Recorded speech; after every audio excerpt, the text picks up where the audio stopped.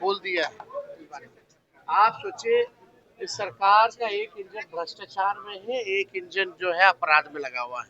लगातार अपराधी जो है अब वो सरकार चला रहे हैं। अपराधी विजय और सम्राट हो चुके हैं।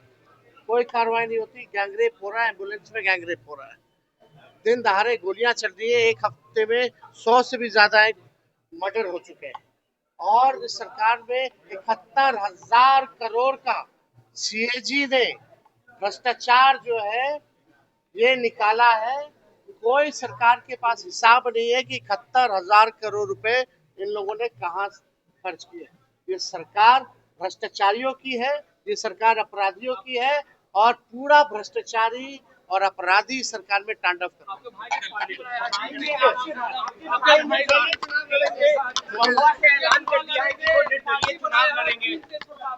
कितना पार्टी, अरे क्यों रे बोल रहे तो कितना पार्टी बनता है।